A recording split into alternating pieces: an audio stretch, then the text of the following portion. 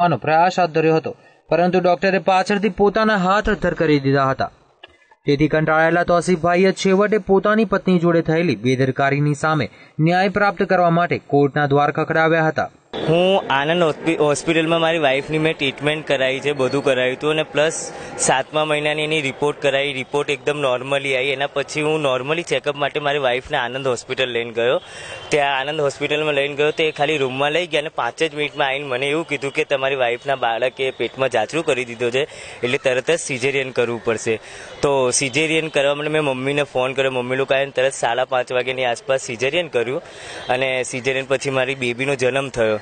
એ પછી મારી વાઈફને છે ને સોજા બહુ ચડવા માંડ્યા, એના હિસાબે પછી અમે ડૉક્ટરના જોડે પાછા ગયા તો ડૉક્ટર કે કંઈ નહીં, કંઈ દવા આપી અને અમને ઘરે મોકલી દીધા। એવી રીતે અમે 2 થી 3 વખત ગયા, પ્લસ ત્રીજી વખત ગયા ને તો મારી વાઈફને કંઈક રિપોર્ટ નહીં ને કંઈ નહીં કે એમને ફેફડામાં ઇન્ફેક્શન થઈ ગયું છે અને કિડનીઓ બંને કામ નથી કરતી અને કે તમે આઈસીયુમાં લઈ જાઓ વીએસ।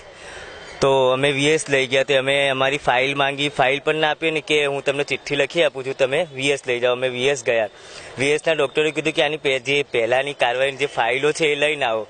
તો અમે ડૉક્ટર જોડે ફાઇલ લેવા ગયા તો ડૉક્ટરે અમને ફાઇલ આપી નહીં ને અમારી સાથે થોડું ઊંધા સીધા નાટકો કર્યા।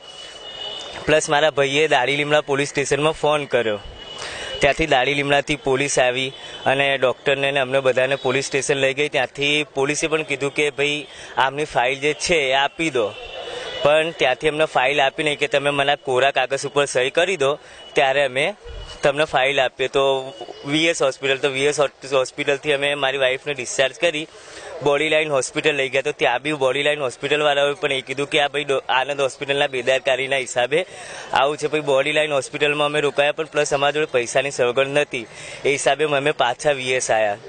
વીએસમાં તારીખ 30 તારીખે મારી વાઈફની ડેથ થયું છે ડૉક્ટર હાર્દિક મહેતાના હિસાબે ઇન્ફેક્શનના કારણે। આ કેસની વિગતો તેમજ પુરાવા કોર્ટની પાસે આવ્યા હતા ત્યારે કોર્ટે સમગ્ર કેસનું ખૂબ જ ધ્યાનપૂર્વક રીતે વાંચન કર્યું હતું અને ત્યારબાદ કોર્ટને કોઈ યોગ્ય પુરાવા નજરે ન ચડતા એવું અનુમાન થતા એ ખરેખર આ મામલામાં ગુનો દાખલ થવો જ જોઈએ તેવી મેટ્રોપોલિયન કોર્ટે તાત્કાલિક હુકમ આપતા જણાવ્યું હતું કે આ ગુનાની અંદર અરજદારની ફરિયાદને દાખલ કરવામાં આવે અને ડોક્ટર વિરુદ્ધ સમન્સ ઇસ્યુ કરીને તેને આગામી સમયમાં કોર્ટમાં હાજર રહેવાની જાણ કરવામાં આવે। આ મેડિકલ નેગ્લિજન્સીનો ગુનો છે, બેદરકારીથી મૃત્યુ નિપજાવવાનો એક ગુનો છે, જેની અંદર એક ડૉક્ટરની બેદરકારીથી એક પત્નીનું મૃત્યુ નિપજ્યું હતું અને જેની ફરિયાદ દાડી લીમડા પોલીસ સ્ટેશને ના નોંધી, જેથી એમના પતિ નાખુશ થઈને અમારી જોડે ફરિયાદ કરવા માટે આવ્યા।